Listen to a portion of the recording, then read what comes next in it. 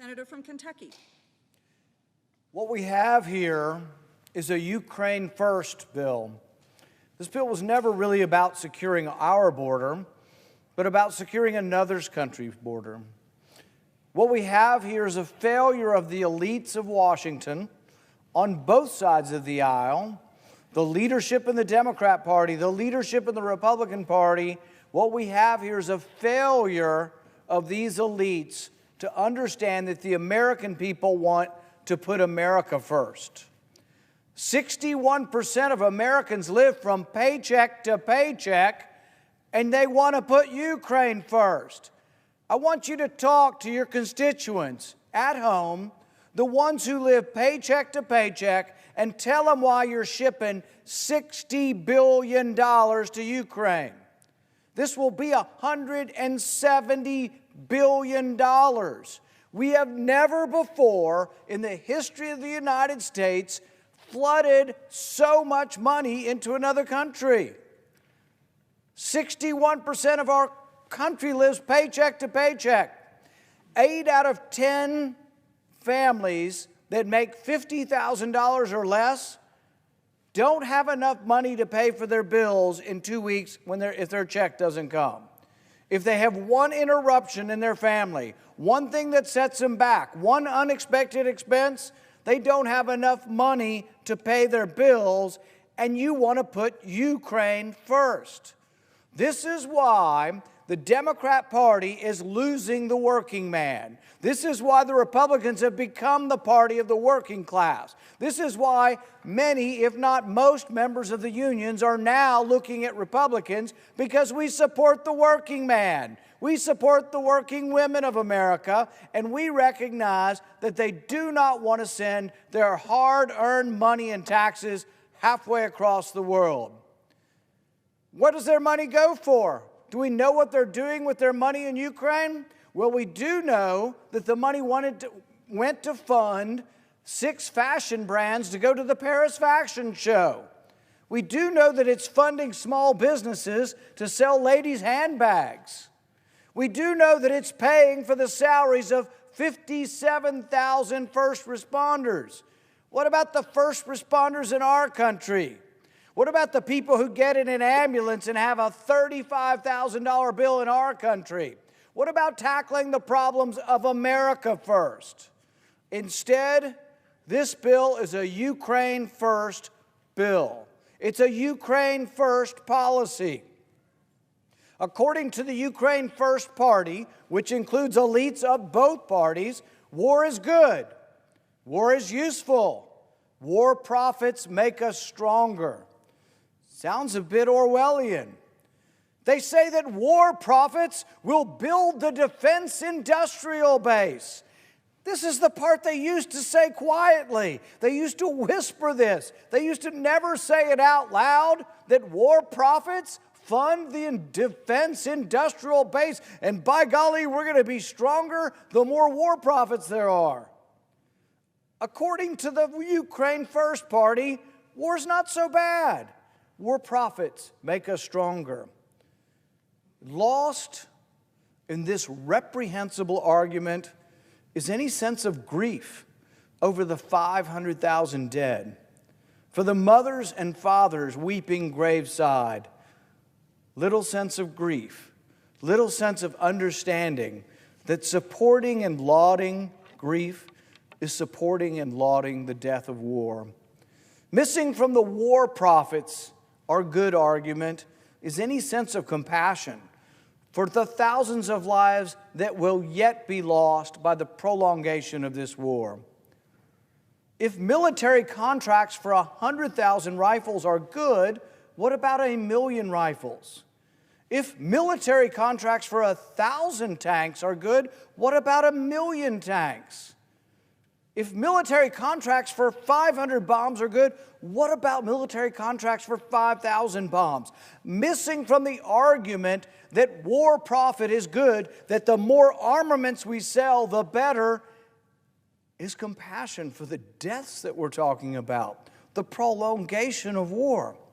You know, war doesn't end typically in victory. Almost all wars end in negotiated settlement. The longer there are unlimited war profits, the longer there are unlimited weapons being sent in Ukraine, the longer the war goes on, the more people who die. This is a grinder. It's a meat grinder over there. There are whole towns without young men.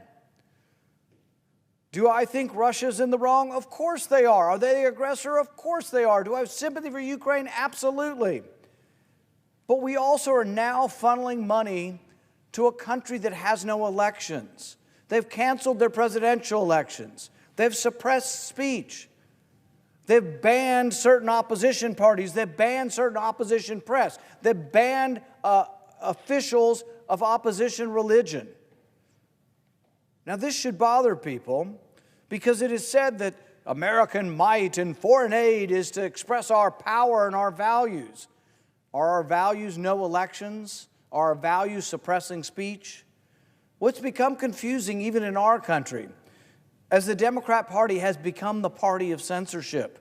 They are the party that agrees that the Biden administration is okay to meet with the FBI, to meet with Homeland Security, and to meet in the offices of Twitter, meet in the offices of Facebook.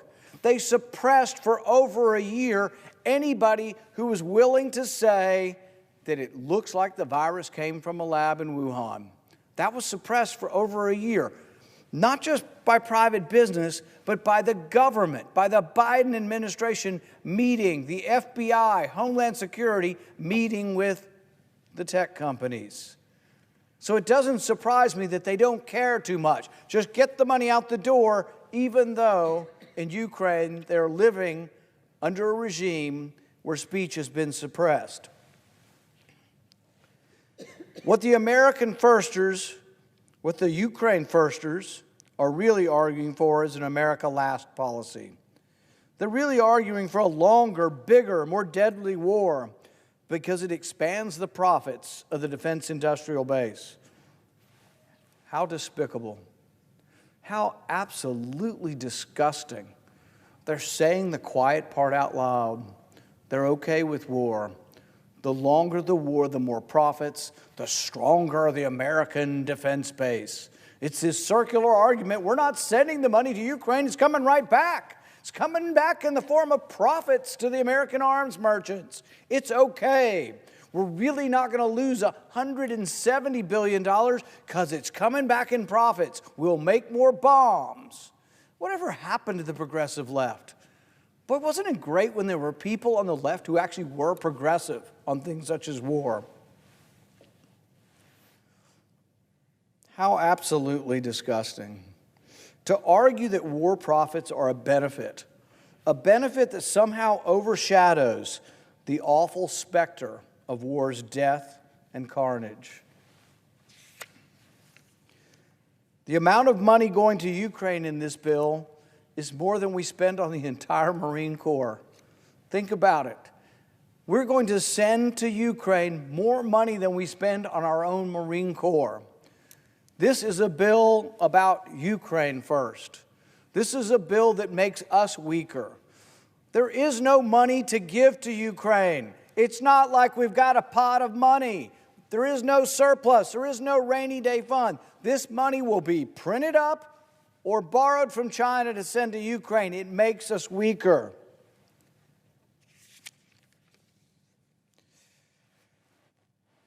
Once the border bill failed and they decided that this wasn't really about the border, that this was about Ukraine's border, the American firsters plowed on, but with a more intellectually honest proposal. Nothing for America, everything for Ukraine. That's what this bill is. Nothing for America, nothing to stop the invasion of nearly 1 million people across our southern border. They offered a border bill that would have said, well, if we have an emergency, the emergency's already happened. Nearly 1 million people came in the last 2 months. That is the emergency. This is a bill that is Ukraine first and America last and ought to be defeated. And I notice my colleague from Alabama is here, and I'll reserve the remainder of time. Can you tell me how much time I have left? Senator has 8 minutes remaining. Thank you. Senator from Alabama. Madam President, reclaiming my time, I come to the floor to sound the alarm, as a lot of my colleagues are, about the crisis at our southern border. You know, I've been there over 3 years, and I've never seen this group try to do more for people out of our country than within our country. It's amazing. But this is the worst border crisis in our history. Since Joe Biden took office, there have been at least 8 million illegal crossings at our southern border that we know of. This is in addition to the 2 million gotaways. These are the illegals that we know of. The real number is probably much, much higher. Border crossings are at a record high. Deportations are at a record low. Why is this happening? You know, it didn't come out of the blue. This is a policy choice by President Biden and his allies here in Congress. We've been talking about this now for 3 years, asking why. And we've not got one good answer yet. Why is our borders open? Joe Biden campaigned on opening up our borders. He campaigned on giving free health care to illegal aliens. So, it's no surprise that he's keeping his promise. Since taking office, President Biden has taken 94 executive actions related to immigration. 94. We've got the same laws on the books as we did when President Trump was in office. But President Trump secured the border. Joe Biden has opened our border more than it ever has been in the history of this country. Let's take a look at just a few of these executive actions. First, President Biden stopped building the wall. In fact, he's been selling off parts of the wall for pennies on the dollar. I know people in Alabama that have bought stacks of steel that the American taxpayers paid in lots, $300,000 for these certain lots. $300,000 of American taxpayer money. These people now can go online at an auction and buy these lots for 10 cents on a dollar. So, I know people that have bought $300,000 lots for $30,000, just throwing taxpayer money down the drain. Same thing with the razor wire. Same thing for other parts of the wall that are being sold. They're just basically being given away. So, we've been selling parts, but President Biden, nobody told him to do it. He did it on his own. He chose to do it. President Biden got rid of President Trump's Remain in Mexico policy. That was the most effective policy we've seen in discouraging the abuse of our asylum system in years. I've been down the border several times, and Border Patrol has told me time and time again, finish the wall. That's the best thing we can do here. It won't stop it, but it will give us an opportunity to police the wall, make them come in through certain sections of the wall, and allow us to have some kind of border security. President Biden is currently suing the state of Texas to get them to stop securing the border. Let's think about that for a second. The President of the United States is suing a border state for stopping illegal immigrants from coming into our country. That doesn't sound quite right. You know, I'm proud that my state of Alabama has sent Texas hundreds of National Guardsmen to help them police Texas's borders. Unfortunately, President Biden is trying to stop them from doing that. And as I mentioned, Joe Biden has essentially stopped all deportations right now, completely stopped it. He's not letting ICE do their job, immigration, police. All these policies have led to this unprecedented crisis. They've also sent a message to the world. If you can get here, you can get in, and you'll never, never have to leave. That message has been heard around the world loud and clear. There's 193 countries around the world, and we know of 190 countries have been accounted for coming across our southern borders. Illegal aliens have literally crossed our border wearing Joe Biden t-shirts. I would imagine the American taxpayers somehow paid for those. TV reporters have asked people coming across our border why they came across. Time and time again, they say because President Biden invited them. That's on television. Fox News recorded one illegal in Tucson saying, "I love you, Joe Biden. Thank you for everything." That migrant was not from Mexico. He was from Africa. People are coming here from every corner of the globe. People are flying to Mexico and then walking across our border. The whole world knows that our border is open. These illegal aliens are criminals, drug traffickers. Just last year, nearly 500 people on the terror watch list were caught trying to cross our southern border. 500. Now, you'd think that would open somebody's eyes. You'd think it would go all the way up Pennsylvania Avenue. But nobody seems to care. Just a few weeks ago, Christopher Wray, the FBI director, says something bad is going to happen. This is Christopher Wray, the guy that runs our FBI, Federal Bureau of Investigation, said something's going to happen. He seemed like in his voice he was begging somebody to do something, but nobody has. But just imagine how many, if 500 have been caught, how many more terrorists have come across the border unchecked. It doesn't take many, it only takes a few. 9/11 was committed by 19 foreigners here on visas, 19. It only takes a small group to do terrible, terrible damage.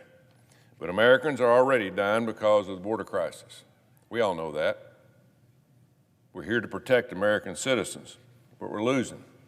We're losing that battle. More than 300,000 Americans. 300,000 Americans have died from drug overdoses since Joe Biden took office. 300,000. I met with a police chief at Montgomery, Alabama, not too long ago. He said, "Coach, I'd never heard the word fentanyl until 2 years ago. And now it's 95% of what we have on our streets here in Montgomery, Alabama, killing young people.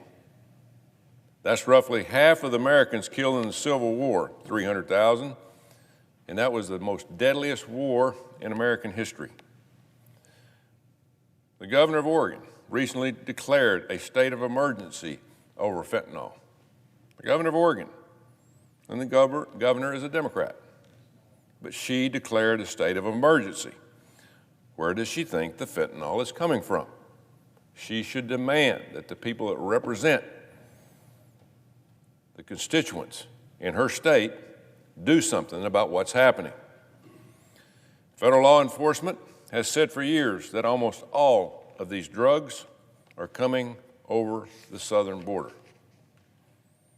You don't have to take my word for it. That's what the DEA has said for years, under Obama, under Trump, and under Biden. They said most of the drugs that come into our country come across the southern border. Every day we fail to secure our border, another 150 Americans die from overdoses. 150 a day, a plane load of people.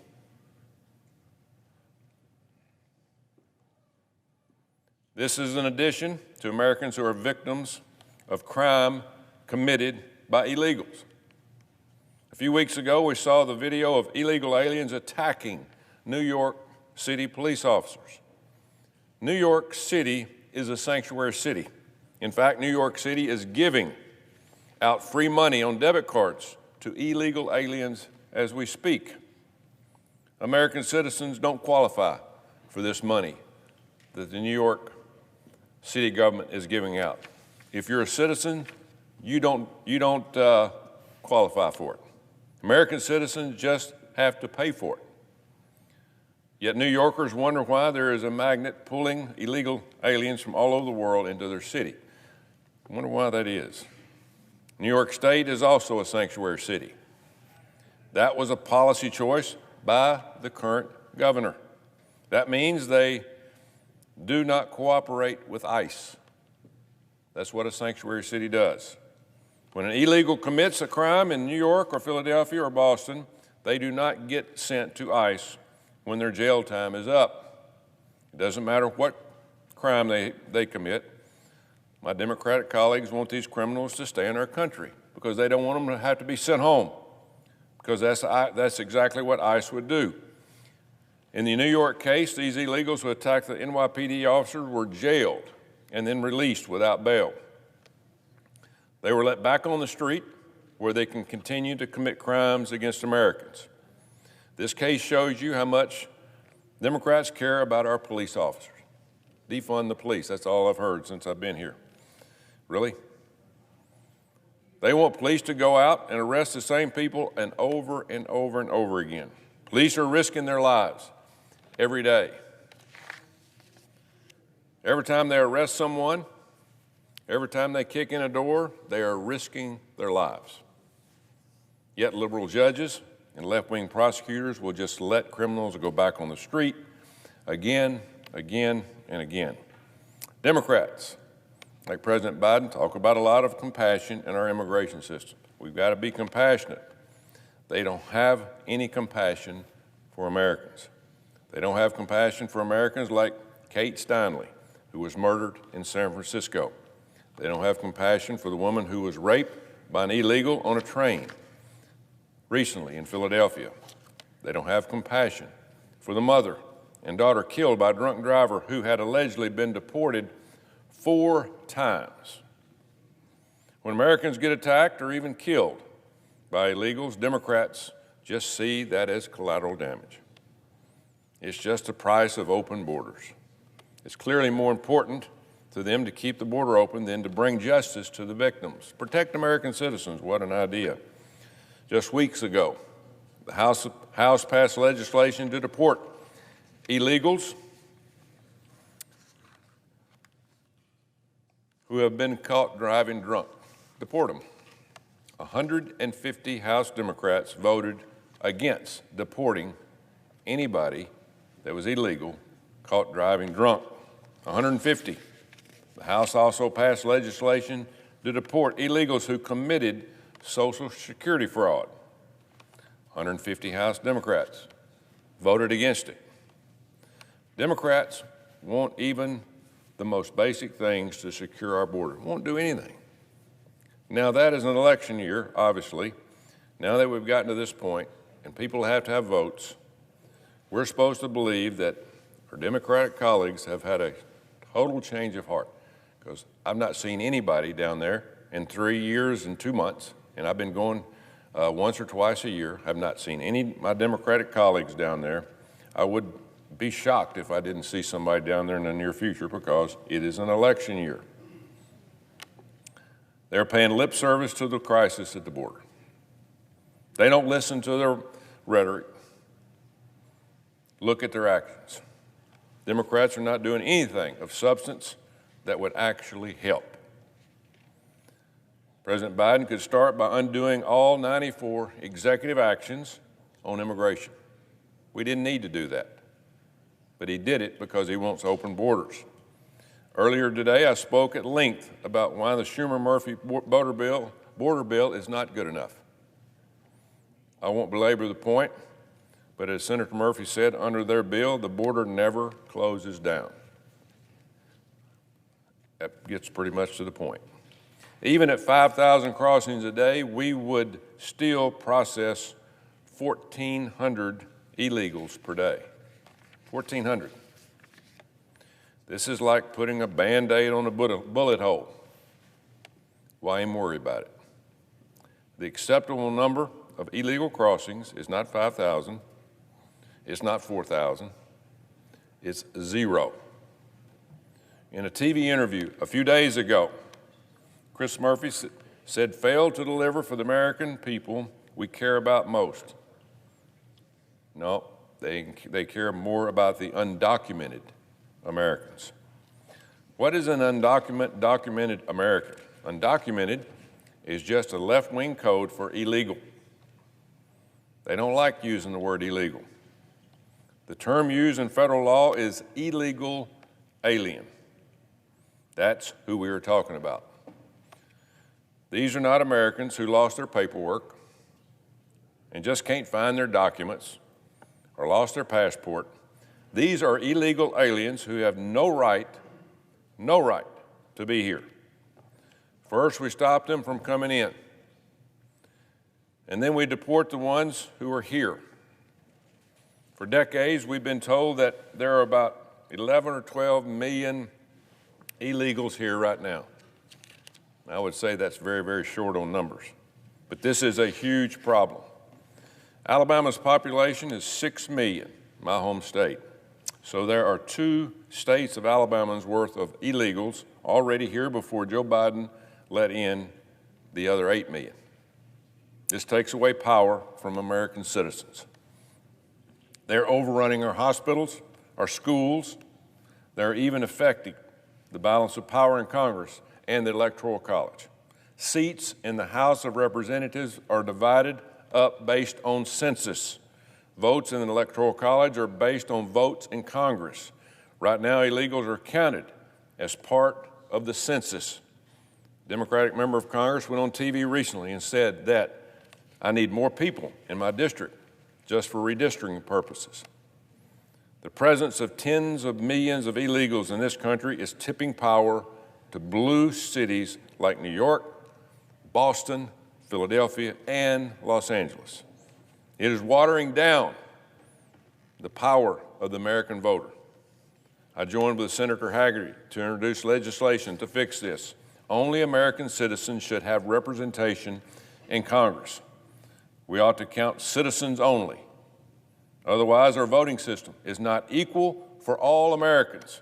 This shouldn't be a partisan issue. This is an American issue. But it looks like a partisan issue when Democrats in Congress go on television and say they need more illegals in their state for redistricting. Democrats have shown no willingness to stop this crisis, none. They put out some press releases and a few vague statements in the press, but they have taken no meaningful action in 3 years. Action speaks louder than words. Remember, President Trump had the same laws on the books as President Biden. But President Trump secured the border. He went by the law. He went by the Constitution. Joe Biden opened it up. And so, new laws are not absolutely necessary, but certain new laws would be very helpful. And so, right now I would like to propose an amendment to the Ukraine bill that would actually secure the border. My amendment is still a bill I've introduced called the Border Safety and Security Act. The bill would simply suspend all legal entries completely until the Department of Homeland Security has operational control over the border. My amendment also prohibits mass parole programs. The Schumer border bill would have allowed parole programs to continue at an unlimited pace. My amendment prohibits catch and release and requires detention. The Schumer bill would require the release of illegal aliens. The Schumer bill would have allowed up to 4,999 border crossings a day. My amendment would mean 0 crossings as soon as it is signed into law. It also allows states to sue the administration if it doesn't do its job and enforce the laws. We should not pass a Ukraine bill until we first pass a border bill worthy of the name. That was my position in December, and it's my position now. Either we will end this border crisis or this border crisis will end us. I yield the floor. Madam President. Senator from Kentucky. Often the titles of bills before the legislature don't really represent what the bill stands for. The title of this bill should say, Ukraine first, America last, because that's what this is really about.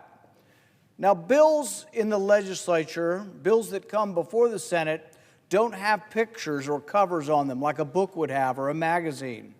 But if this bill had an image or a cover on the front of the bill, the image would be the migrant in New York who assaulted a police officer, was freed from jail on no bail, and gave the middle finger of both hands to America. That's what this bill is. It's the middle finger to America.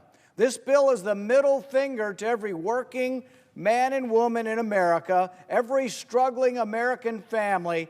This bill gives them the middle finger and says, we don't care about you. We care more about Ukraine than we care about our southern border. We don't seem to care, or these Ukraine firsters don't seem to care about the crime that's happening. They don't seem to care about the assault of a police officer in New York. They're intent on more coming in. Just that one image of that man, that migrant, that illegal immigrant who came across the border and decided to assault with a whole group of other thugs to assault a police officer in New York, just that image alone ought to be enough for us to say enough's enough. Enough's enough. We really have to control our border. Guess what? From now on, the only people who come to America are legal immigrants. But this bill ignores the southern border. Almost 1 million people came over the border in the last 3 months. Almost 1 million people. And the Ukraine firsters are saying, we don't care about the southern border. We care about Ukraine first. And so the picture, the image that every American should have when they see all of these billions of dollars, $60 billion being shoveled out the door, being loaded on the plane, as you see these smiling politicians gleefully dropping off the pallets of cash over there, every American should remember the image of the young man giving America the bird after he assaulted a police officer. That's the image of this bill. That's the image of the Ukraine firsters, and nobody should forget about it. When we look at the problems that we face, we need to be fully aware that there is no pot of money. There is no surplus funds. There is no money to give to Ukraine. We don't have enough money to pay our bills. We do not have enough money to pay for we budget every year. In fact, the entire budget that Congress votes on is borrowed. Let me make that very clear. The entire budget, not a little bit of it, not half of it, the entire budget is borrowed. This would be like someone saying, well, yeah, I don't have any money for rent and I don't have a job. I'm going to borrow the money for my rent. That's essentially where we are. 2/3 of spending up here is entitlements. All of the tax revenue from every source that comes into the federal government is only enough to pay for Medicare, Medicaid, Social Security, and food stamps. Everything else is borrowed. And we don't vote on the entitlements. The entitlements are on autopilot. What do we vote on? We vote on what is military discretionary and non-military discretionary. $1.5 trillion. So people talk about, what is $1 trillion? Well, we're running a $1.5 trillion deficit in 1 year. So in 2 years, $3 trillion is accumulated. How much is $1 trillion? How much is $3 trillion? If you take trillion in $1 bills and you stack them up, $3 trillion would reach to the moon. 240,000 miles high would be the stack of $1 bills. That's what we borrow in a 2-year period. But it's accelerating. Just in the last week, the Federal Reserve Chairman said the debt problem is urgent. Jamie Dimon, head of one of the big banks, Chase Morgan, says the problem is urgent. Some of the economists and authors who wrote about the collapse in 2008 that predicted it coming have said the debt is an urgent problem. So how does the Senate respond to some of the keenest minds in the country saying that we have a debt crisis They respond by sending $100 billion of your money overseas.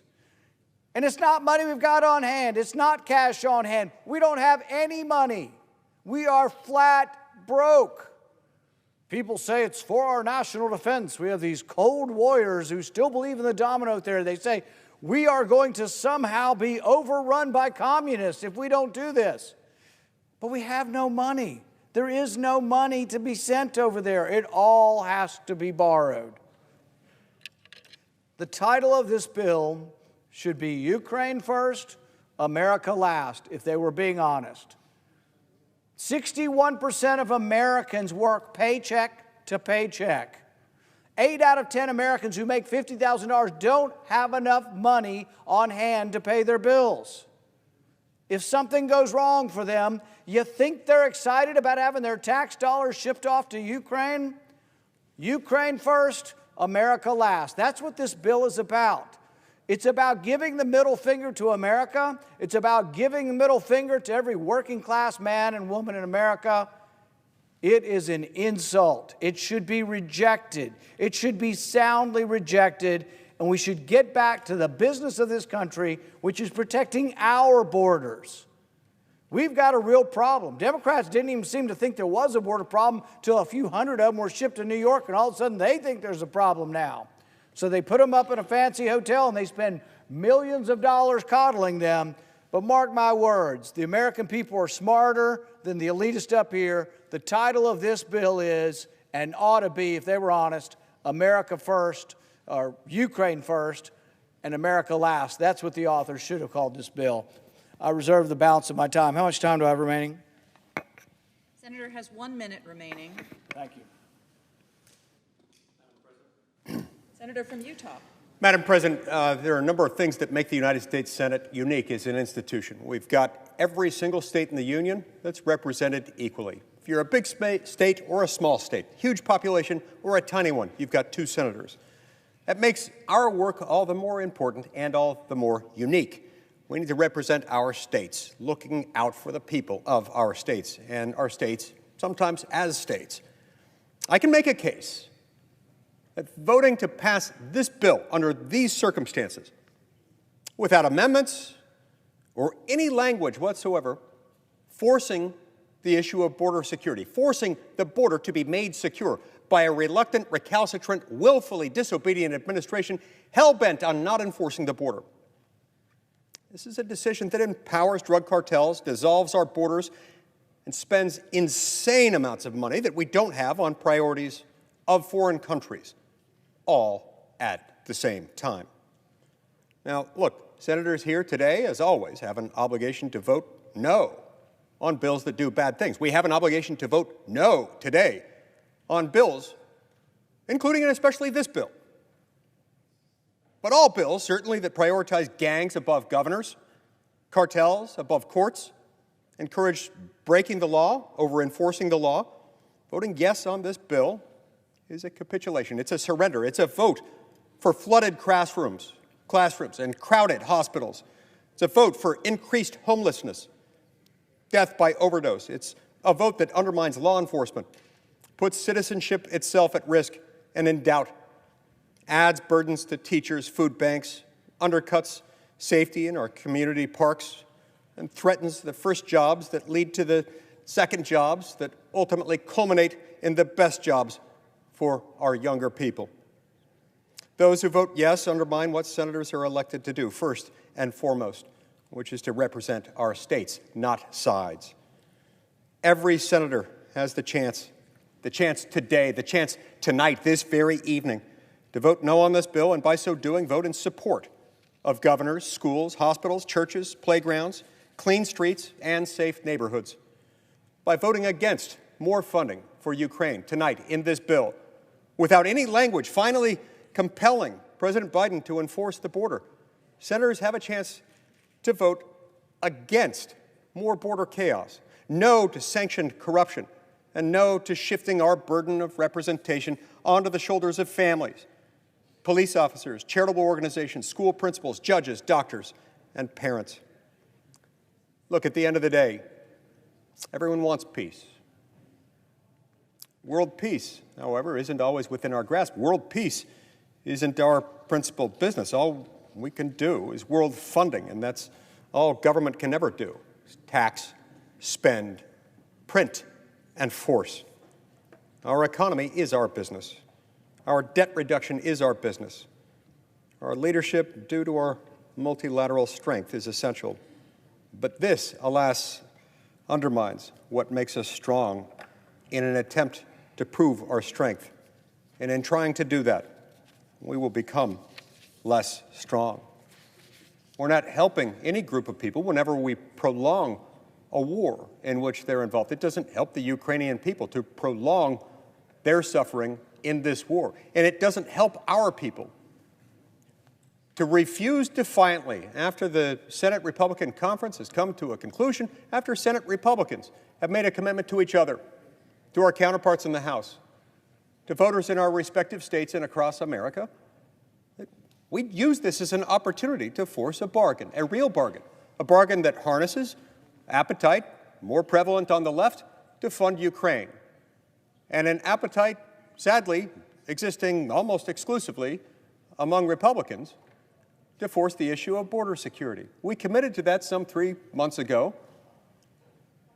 We got a bill Sunday night, a week ago Sunday night at 7 p.m. Eastern Standard Time, that unfortunately didn't do that. It did other things. It contained some provisions that might prove helpful here or there, but it contained a lot of other provisions that made clear it wouldn't force this administration to do what this administration could already do. That was the essence of the bargain that we struck, the agreement, the commitment that we made to each other and to our voters months ago. Republicans stand for border security and the rule of law, regardless of where they come down on Ukraine aid. They should realize that we're forfeiting that leverage, that bargaining power tonight if we vote for this. I encourage my colleagues emphatically to oppose cloture tonight, and by opposing cloture, to vote for America's communities and for the rule of law. Thank you, Madam President. I yield the floor and reserve the balance of my time. Madam President. Senator from Utah. The vote we will soon take to provide military weapons for Ukraine is the most important vote we will ever take as United States senators.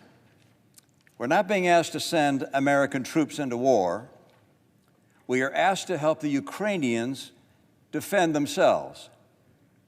If we fail to help Ukraine, Putin will invade a NATO nation. He may delay his next invasion until he rebuilds his decimated military. But we must be clear-eyed.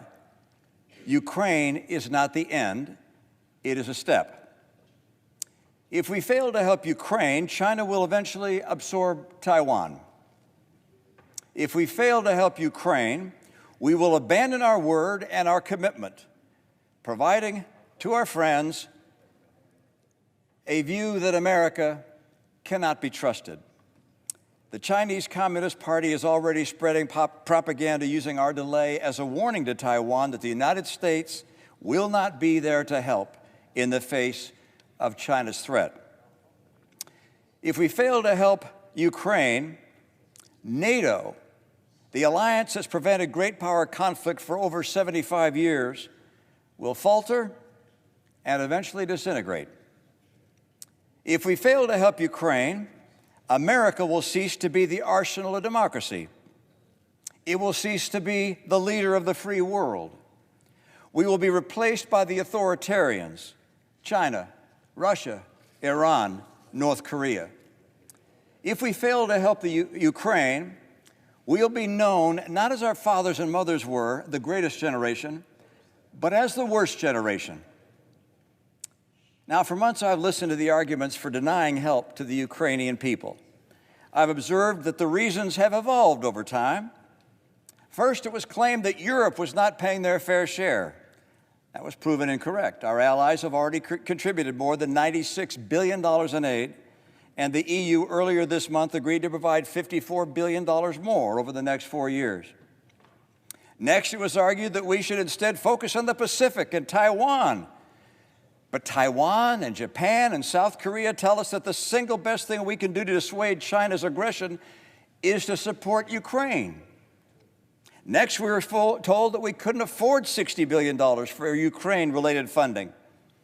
But somehow we can afford an $850 billion annual defense budget and annual trillion-dollar deficits, which has happened under both former President Trump and President Biden. Next, it was claimed that we would have insufficient weapons to defend America and Israel if we send more weapons to Ukraine. But the Department of Defense has explained that helping Ukraine will actually strengthen our national security by helping to rebuild our depleted military-industrial base.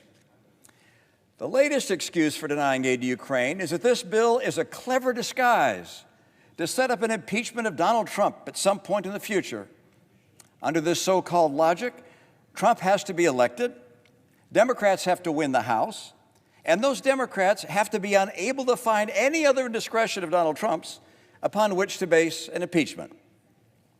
Now, I know that the shock jocks and online instigators have effectively riled up many in the far reaches of my party. But if your position is being cheered by Vladimir Putin, it's time to reconsider your position. Now, I can't see into the future, but there are no guarantees that Ukraine will defeat Russia. But that does not mean that we should stand back and let Putin have his way with Europe. What sending weapons to Ukraine does do is help discourage further Russian and Chinese invasions, which could draw us in. It helps preserve NATO. It allows America to remain the leader of the free world. And it shows that we honor our word to our friends and allies. Lech Walesa, the first democratically elected president of Poland since 1926, and someone I've been fortunate enough to meet with, recently wrote to all the United States senators. He said this, quote, "You're obliged to assure a peaceful future for your children. Our grandchildren will never forgive us if we fail to stop Russia now. If the U.S. does not lead, nobody will." End of quote. Couldn't agree more. Helping a free people defend their freedom is simply the right thing to do. Thank you, Madam President. Madam President. Senator from Maine. Thank you, Madam President.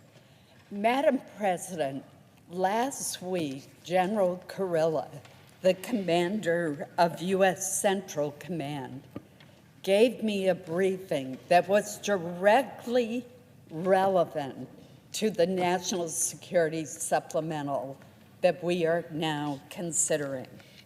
During the course of that briefing, the general told me that this is the most dangerous security situation in 50 years. The threats that the United States faces from an aggressive Iran and its proxies, an imperialistic Russia, a hegemonic China, are interconnected, and they require our immediate attention and a strong response. That is why this bill focuses on fortifying our military, rebuilding our own defense industrial base, and strengthening and defending our partners and allies. This legislation would send a strong message to Putin that his goal of capturing free, democratic nations will not be allowed to succeed. It would reassure our closest ally in the Middle East, Israel, that terrorists will not achieve their goal of wiping that nation off the map. And it would counter ever-growing Chinese aggression. Madam President, I urge our colleagues to recognize the perilous times in which we are living and vote for this absolutely essential national security bill. The world is watching to see if the United States is still the leader of the free world. Thank you, Madam President.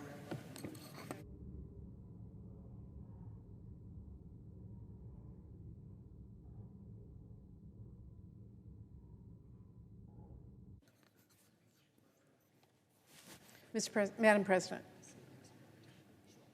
President Pro Tem. Thank you, Madam President. We all understand we cannot leave our job here unfinished. The clock is ticking right now, and there is so much at stake. We have a strong bipartisan package to support our allies in Ukraine, Israel, and the Indo-Pacific, and provide humanitarian aid to civilians who are caught in conflict. By passing this bill, we will show our allies we stand by our word, and we will help them in the time of need. We will show dictators that their flagrant attacks will not go unchecked, and they cannot steamroll our allies. And we will show the world that American leadership is still alive and well, and that we are still a strong protector of democracy and provider of humanitarian aid. Given all the stakes of this moment, right now is a critical time to send that message, which is why I'm glad we're here on the cusp of passing this bill in the Senate.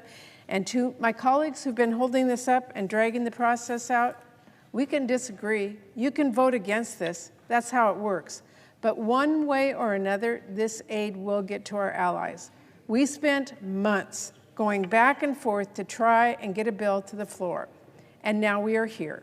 We are not going to let a few more hours or a few more days wear us down. However, what is an inconvenient delay for the United States Senate is a dangerous one for our allies in Ukraine. Putin's forces are on the march as we speak. Ukrainians are fighting bravely to defend their homeland, but they are running lower and lower on bullets, air defense missiles, and more every day. We measure time in hours. They are measuring it in how many bullets they have left, how many more missiles fall on their cities, and how much closer Putin's tanks are getting. The question for us is, how long is this going to take? The question for them is, how much longer can they hold out? We cannot leave them waiting. So I urge my colleagues to support moving forward on these votes, vote to waive the budget point of order, and let's keep this bill moving. And once we get it through the Senate, we're going to push every way we can to get this to the President's desk and signed into law. Thank you, Madam President.